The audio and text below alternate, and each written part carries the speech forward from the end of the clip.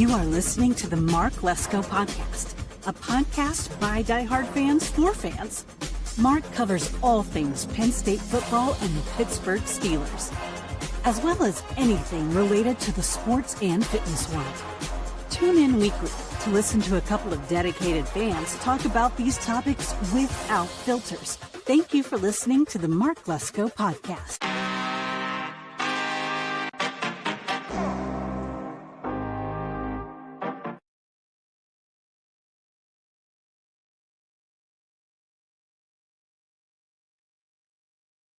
All right, everybody. Welcome back in. Sorry for that poor timing. Welcome back in to another episode of the Mark Lesko Podcast. Joined by Brett once again to talk Penn State football. Brett, welcome back, man. It's good to have you back on. Glad to be back on. Penn State takes on Purdue. They're doo-doo this year, so their name changed. Yeah, that's very fitting. So a couple things here. I changed my background, obviously. I moved some stuff around, so I don't have a background right now. It's just my room. So bear with me on that. Kind of working on it. My house. You could join my house. You get the same. Dude, I might just do that, honestly. Yeah, I had the brick going on. Can you see it? Yeah, what? I had the brick, and then I had the house. The brick. I'll just do the house. The house, Brett and I purchased the same house, so. Yep, we sure did. So, yeah, we got the same house. We're neighbors now.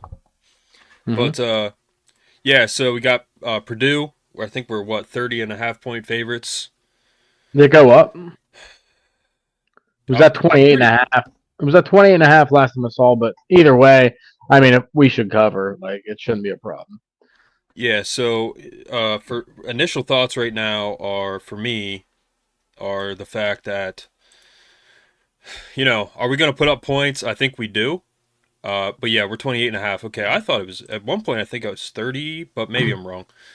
So, yeah, 28.5 right now, over under 50. I think we should cover. I mean, we like... The only reason I say we maybe not is because we just really haven't scored that many points all year. Washington, I think we tied, right? Was Washington our highest scoring game this year? No, well, Kent State, but that's Kent State, but we should have scored way more too in the Washington game. I know.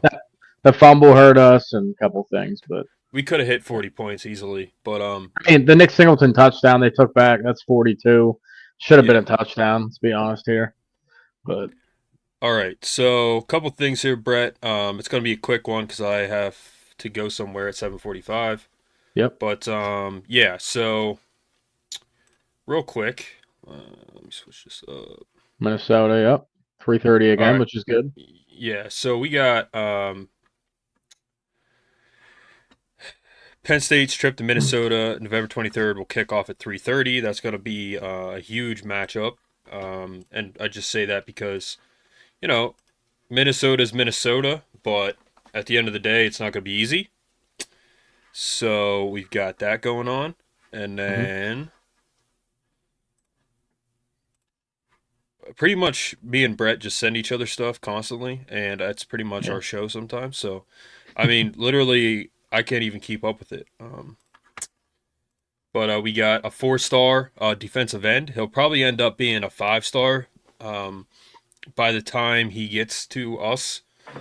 6'5", 220. That's not even like fair that he's that big already. I mean, his mom has been feeding him. That's for sure. I mean, that's a big. That is a big man. Sure has. And then we've got. So, I don't know what his 40 is. I don't know if you saw his 40, but my God. If he's fast too, like that's... Whew. He's got twitch, yeah. Think about, he's like a faster DDS, because DDS isn't a fast guy, but think about a fast DDS, because DDS is 6'5", so same length and everything. He's from Ohio. Anytime you see those tall, lanky guys, they remind me of Aaron Maben, and I love, as I've said before, am I good, Brett? I'm like choppy a little bit, but can you hear me? Yeah, you're good. All right. Yeah, so as I've said before, like Aaron Maben, one of my favorite players ever. He was so quick, tall, lanky. He didn't fit into NFL at all. At least the scheme of the, I think he was drafted by the Bills, and he didn't fit at all, which I don't even know why they took him because he didn't fit their scheme. But anyway, so this is the latest AP poll. We're number 4, and then we've got 4 in playoff too. Well, the rankings, but yeah. So I'm gonna pull up the bracket, and Abdul Carter got a bunch of recognition this week. well deserved. I mean, he's showing off. Yeah, and again, like that Washington team, they were in the national title last year, so he definitely did good, and good for him. But all right, never mind. That's not the bracket. My bad. Oh, Ole yeah. Miss. No. Oh, I pulled up. I had to move it over. All right, so we got us at 6 hosting Ole Miss. And then we got Ohio State, Boise State. We got Miami, Oregon, Texas, BYU. Good matchups. Yeah, Tennessee, Notre Dame, Indiana, Alabama. So, it's going to be interesting, man, because BYU, I don't think they have even a remote shot against, like, anybody. I would rather see Colorado get in there. But, because they do have a shot, and I've been watching podcasts all week. They do have a shot of making the playoff, but and I've been watching podcasts. Yeah, I'm choppy right now. I don't know why, but anyway, so Indiana and Bama, that's interesting. And then you got Tennessee, Notre Dame, that's interesting, but I really think what it's going to come down to, like if we open at home, because I don't think we end up playing Ole Miss. I think we'll end up playing like Notre Dame or I don't know. I don't know who we're going to end up playing. But if we get Ole Miss, like, okay, let's say we get past Ole Miss, and then I think how it works is the highest seed plays the lowest seed, right? You mean you're saying if we beat Ole Miss? So, like, for example, if Boise State beats Ohio State, they'll play Oregon. No, they'll go into the bracket and play Miami. It's all right. like that. Yeah. Okay, so it's not like we do get BYU like that. Okay, fine. It's not like the NFL. Yeah, it's not like the NFL. So you got 1, 2, 3 games to make it to the national title. So you're technically playing 4 games. And then in addition to that, you'll have the championship game. So you could go like... So if you have 5 games plus a championship, that's 5 plus 7. So you could technically go like what, 17-1, right? That's the right math. I'm not a mathematician, but 12. I think the most would be 16 and 0 or 15-1. Because if you play for a conference championship, you're playing 4 games. We're probably not going to be in that, so we would just have to play. Let's say we beat Ole Miss, then BYU, and then we're in a championship. Like you know what I mean? We would play whoever Texas beat. And wait, 1 second. Yeah, because technically, if you say we're going to the Big Ten title game. That's 1 game, plus the first round, second round, top 4, and then the championship. That's 5 plus 12, so that's 17-1. Which I don't think is going to happen for us, unfortunately. But I'm just saying, and then it would be 4 games. You're right. Like say you're Oregon, okay? Yeah. You play the championship game. You play the second round, third round, fourth round. So you could go 16. Well, if you get the bye, if you win the championship, you get the bye. So if Oregon makes it to right there, they would just play that game and then one more game to make it to the championship. So you could go 16-0, which I think would be the biggest undefeated win season of all time because there was 16 games. I think Alabama's gone like 15-0 or something like that, but Oregon would be going like whoever's undefeated, which is just Oregon, right? Well, Indiana, but they're Oregon has the only shot really. Well, Miami, they're not, but Oregon has the only shot of potentially going 16-0. So, and let's not forget, Tennessee plays Georgia this weekend. If Georgia beats Tennessee, Georgia's back in the race. Because right now they're out because they have the hardest schedule of anybody. Literally the first hardest schedule, but they lost 2 big games. So, like everybody's saying, oh, like the Georgia shouldn't be out of it. It's like, well, they shouldn't have lost, dude, for one. For two, if they beat Tennessee, okay, they're back in it. But don't sugarcoat it. That's Georgia. They shouldn't be losing to Ole Miss anyway. So stop it. And they got blown out the water, So like the people were upset about them losing or not being in, and it's like they just lost to Ole Miss. Okay, what are you talking about? They should have beaten Alabama, and they didn't. They let that freshman kid run all over them. So. Yep. Ole Miss lost to Kentucky. Like, it's inexcusable. Yeah. And then next thing, Brett, I'm just going to go down the line here. Yeah. But I'm going to take us into Georgia and Kirby Smart and what he said, which I was not happy about at all. No, he's... what the committee said last night was a complete travesty. Are you serious? How can you not be outraged at what we heard? No. Numbers. Georgia's strength of schedule right now is number 1 in the country. Number 1. Their strength of record is number 3 in the country. There are teams ahead, and they are right now out of the playoff. For the record, they beat Texas at Texas. Texas's strength of schedule is 55. Their strength of record is 10. They haven't beaten a team that is ranked, and they are number 3 in the country. And Georgia, at this moment, is on the outside looking in. Paul, this is it is a mockery. How could you explain it? Well, you have to start by saying that what the committee said last night was a complete travesty. There's no getting around it. And I know they work hard. They sit in a room at a 5-star resort ordering caviar and champagne and sit around and talk about college football when they have 4,000 numbers to look at. So I don't just read some numbers. Georgia's strength of schedule right now. know how they came up with these numbers. Georgia started the season, Greeny, against Clemson, which has been ranked which was in the top 10 at the time. Their road schedule has been the toughest of anyone in the country, as you pointed out. They went to Alabama, Texas, and then Ole Miss. They've all been ranked in the top 10. They also went to Kentucky, which has been very poor, but they did beat Ole Miss, which is ranked inside the system. They have a chance. They'll play Tennessee this weekend, and if they win, they'll probably end up back in the committee's good graces. But how the committee can disrespect them and put schools like Penn State? Are you serious? What has Penn State done this year? Do they even have their most impressive win, I think, was at Southern Cal, a 5-loss team, and against Michigan, another 5-loss team. Somewhere in there, they beat Illinois, which I haven't seen in a couple of weeks. There's no justification for it. I know I'm getting excited because there's still 3 weeks to go, but how can you not be outraged at what we heard? So how they came up with these numbers. So a couple things. We didn't even play Michigan. That's the funny part.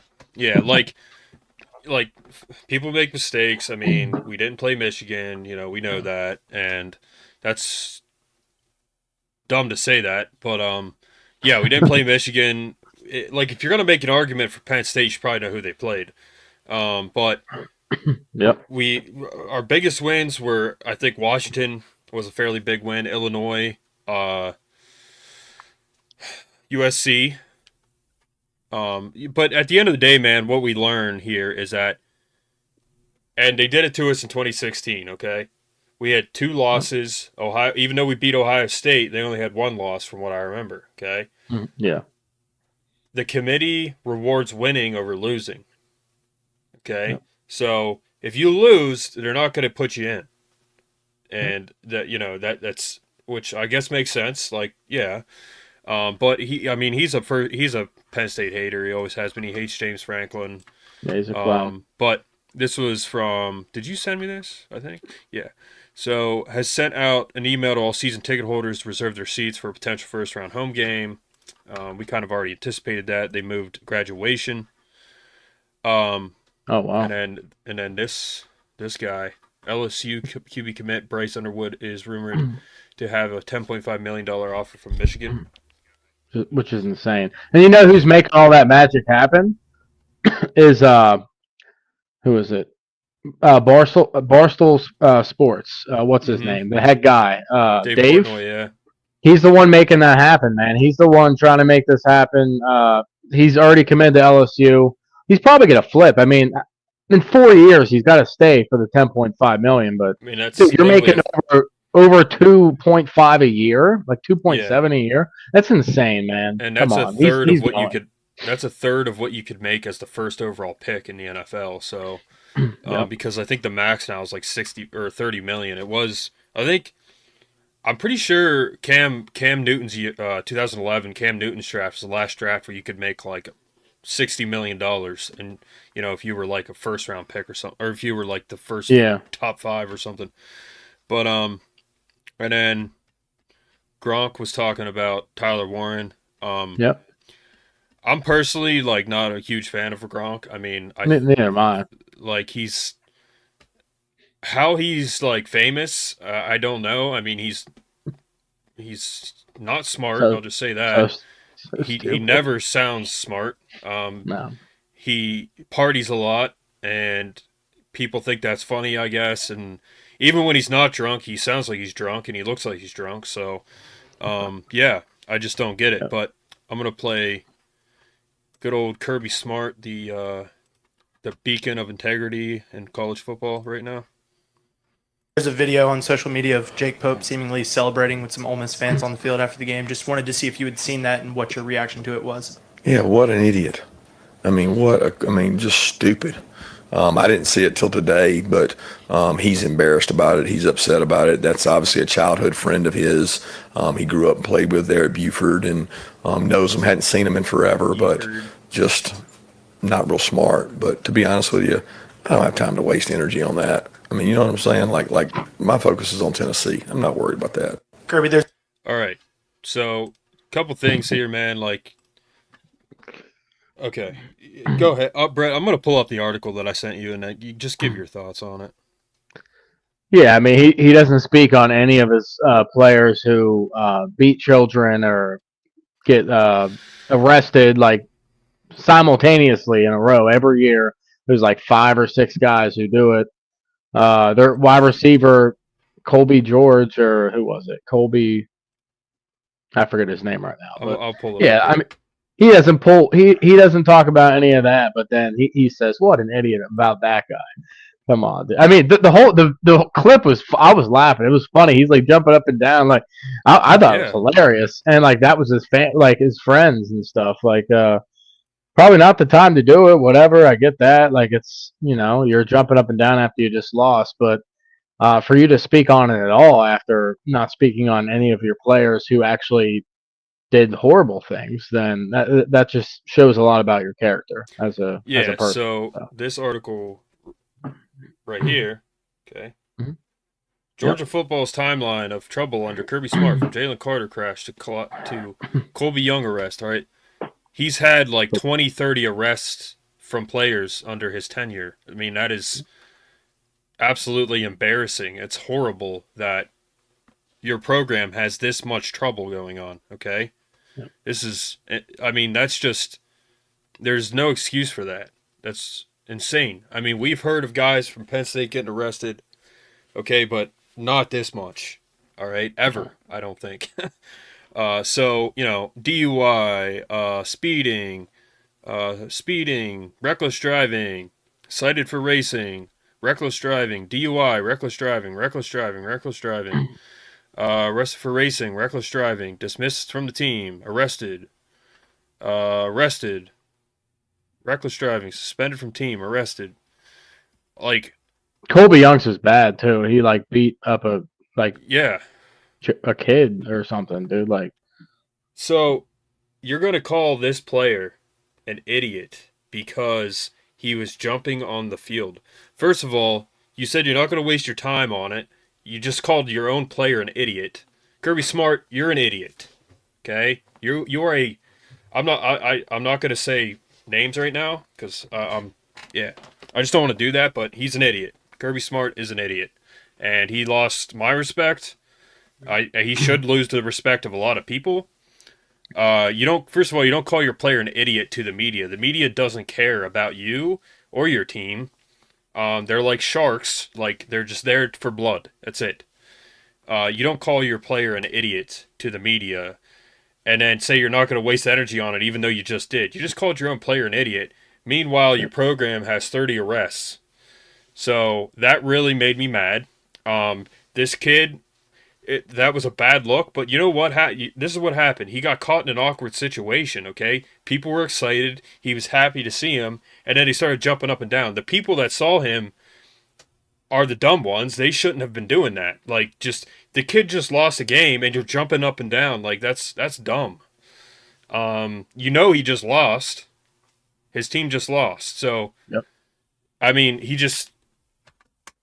Kirby Smart is an idiot. And he made himself look bad. He made his own player look bad. I mean, if you're a recruit and you make a small mistake like jumping around after a game, and your head coach is going to call you an idiot for it, imagine what he's going to call you when you do something really bad.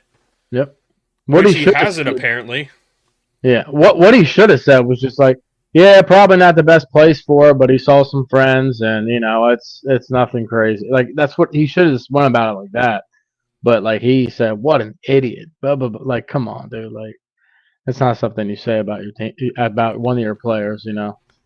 I mean, okay, love or hate James Franklin, I don't think James Franklin is ever gonna call one of his players an idiot to the media because he's a player's guy. Yep. He's called certain players knuckleheads, and he didn't say names. He said, I babysit 100 guys, and 5 of them are knuckleheads. That's I think the worst thing I've ever heard him say about one of his players. And that's the best way to put it. Yeah, and he called his player an idiot. I mean, Kirby Smart, like, I mean, that's just classless, man. Like, I don't get it. Like, that made me mad because the kid's in an awkward situation. Okay, it's not like he's happy they lost. Yeah, and yeah, I don't know, man. Like, it's D1 football. Like, and I've heard people say like that kid's not playing anyway. Like, he doesn't care. He does care, and he's a D1 football player.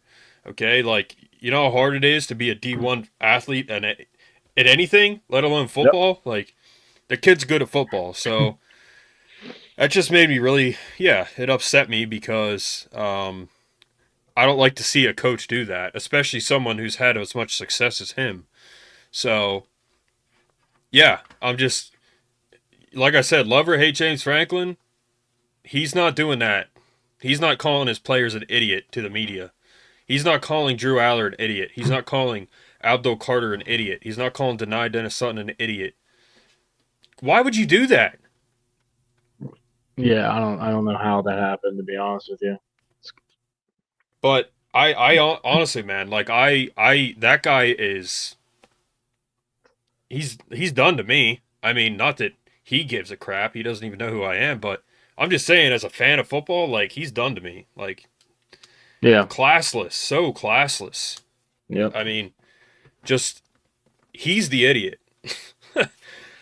I mean, his offense looks atrocious, dude. Carson Beck is awful. Like, what happened? Carson Beck was smiling on the sideline. Yeah. Okay. Who did they say he looks like? He throws 3 picks a game now, dude. Like, it's bad. Like, every game. It's not good. He has 12 interceptions in the last 6 games. That's just insane. I don't get it, man. Like, I don't understand. I don't understand, like, why you would even comment on that when you have all of these arrests under your frickin' record. Yeah, but Carson Beck, I think he's just like a weird guy. He just seems like I don't know him, but he just seems like kind of an odd guy. I mean, he's smiling. They're down 22-10 to Old Miss, and he's smiling on the sideline. Like, you know who he's dating? He's dating Hannah Cavender, one of the twins. Yep. So the one twin, Haley's dating Ferguson on the Cowboys, and then the other one's dating Carson Beck. I don't want to go too far down a rabbit hole, but there's a lot of girls that are famous for being attractive, and Yeah, they're that's not, about it. man. Like they're just not. Like they're average at best. And I No, would yeah, include those two in that. Like they're not. They're yeah, they're twins. Like that's yep. that's the only thing they got. They're twins and they Identical were twins, good yeah. basketball players. Yeah. Like Yep. I mean, I don't know. Like that's just the culture that we live in. But Yep. yeah, I guess that makes sense that he would be dating one of them. But Touch on Purdue before you leave. yeah. Just a Yeah, couple minutes let's left. talk about Purdue. This game we Purdue got do. going on here soon. Purdue This do. show covers Penn State football, so let's cover it. But yeah, so Purdue 28.5 point favorites, and I think it's going to be a good game to maybe get some backups in. Yep. I mean, I'm hopeful that we do put up some points and we do cover and we look solid, because we can put up some style points, make a statement here. I mean, we're number 4. Let's go out and put up some points and, Yep. Maybe move up a spot. I mean, you never know, man. I mean, you could. Texas, Ohio State, Oregon. All right, so Texas play. Who does Texas play this week? Do you know? I don't know. Their schedule's pretty easy. They play Texas A&M at the end of the year, but not yet. I don't know who they play this week. They're probably not losing. All right, so we got Texas, Ohio State. They play Indiana, correct? No, Ohio State plays. They don't play Indiana until next week. Who do they play? Let's see. Hold on, I'm looking it up right now. Okay. All right, so we got. What's today? Yeah, okay. So we got Ohio State and Northwestern. That's going to be a barn burner. It's gonna be bad. Texas and Arkansas. Arkansas isn't very good. I mean, they beat Tennessee. but- So Oregon might have a bye. I don't see Oregon. Yeah, they have a bye because they just play 8 games in a row. So pretty much no one's moving this week. But okay, so this is interesting. If Indiana beats Ohio State, which, hey, at the end of the day, could they? Sure, yeah, they have a shot. But and I'm going to talk more about some of the comments I heard from Justin King this week, and from his podcast. And I mean, that kind of upset me a little bit too. I love Justin King. I love his podcast, but I just disagreed with him on something that he said. I'll talk about that Saturday. Okay. But yeah, do you have a score prediction, Brett? I kind of already had one. I don't think we're gonna put up a ton of points because we haven't. But I think. I think last week was a good bounce back week, man. Like we had potential to put up a lot more. If we can put a half like that together again, I mean, we can keep the ball out of Purdue's hands, which I think we can. And like you said, we're going to play some younger guys. Franklin was even talking about it that have potential to be good. They're not going to play a lot, but they'll play some snaps.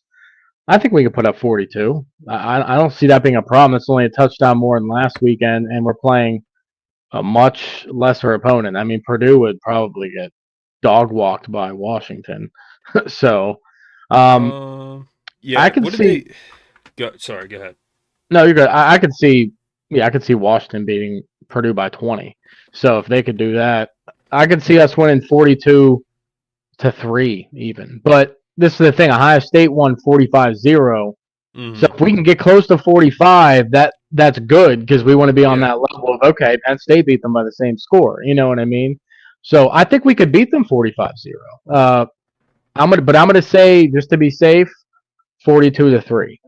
Yeah, that's what I'm going with. I don't think Purdue's going to score a touchdown. No, but they could get it like a couple field goals. But I'm not even going to give them that. I'm going to say like 42-0. But I hope slightly in the back of James Franklin's mind, he's like, let's score more than Ohio State against Purdue. Yeah, style points. So we can. We just have to. Because honestly, in my professional opinion, I think he's kind of thinking that right now. I do. I think it might be slightly in his head. Sorry about the lag, guys. I don't know what's going on with my picture, but yeah. So I think that might be slightly in his head right now. Yeah. But I think it's gonna be like 42-0. And if they're trying to beat Ohio State score, 52-0. So I think it's gonna be an absolute wash. Yeah. I mean, and the fact that we threw it pretty good on Washington, and they have a good pass defense. So there's no reason why we shouldn't be able to air it out on Purdue. And the run game got going last week. Katron looked really good. Nick Singleton was back at practice. He got a little bumped up in the Washington game. I mean, he's been hurt all year, let's be honest here. Even Franklin said he's been playing through stuff all year.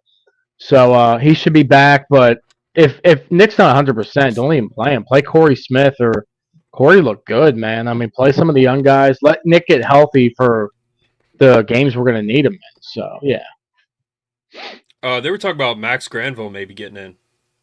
Max Granville's going to play, and maybe Jalen Harvey. He's another true freshman defensive end.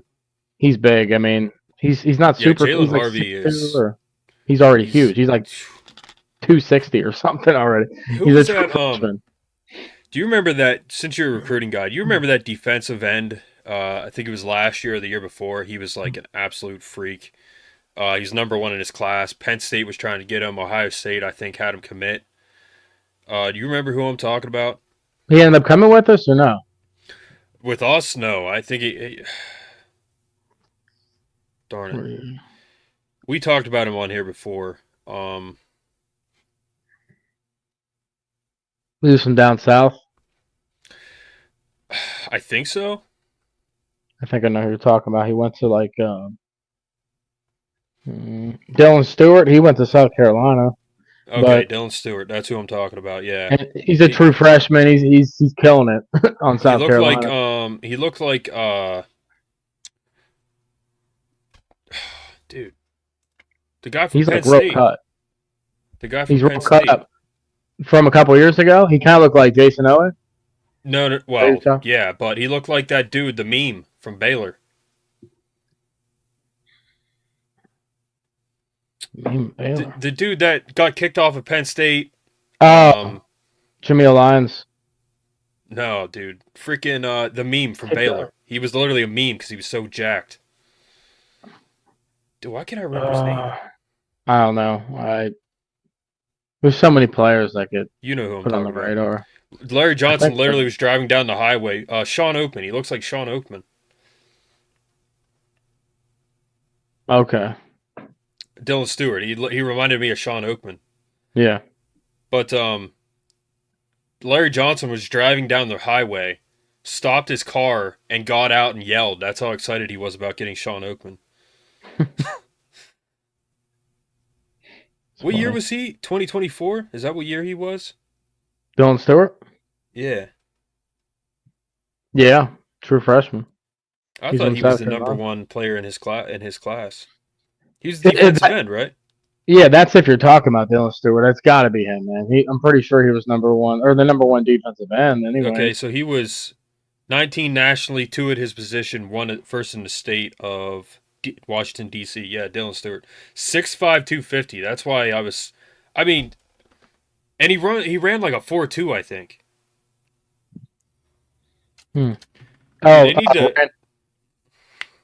They need to make like a recipe book. Just get all of these football players' moms, just bring them together, be like, what do you feed your kids, and make a cookbook for everybody. Oh yeah, 100%. If you want to be a number 1 recruit, feed this to your son. Dude, look at Drew Aller, man.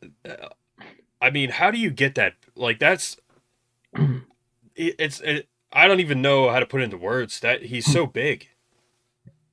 You know, like, what's that guy eating growing up? But I don't know. All right, Brett, I gotta jump off. Yeah. Thanks for coming on. Real quick. Yeah, go ahead. Dawson Merritt, he flipped his commitment from Alabama to Nebraska, dude. 4-star edge player. This just happened half hour ago. Yeah, so Matt Rule's not coming here anytime soon. Or if he leaves, he's bringing him with him. But all right. Yep. All right, Brett, guys. Thanks for coming on, man. I'll talk to you. Sorry for the lag, guys. Have a good night. All right, we are. See ya. See you Saturday.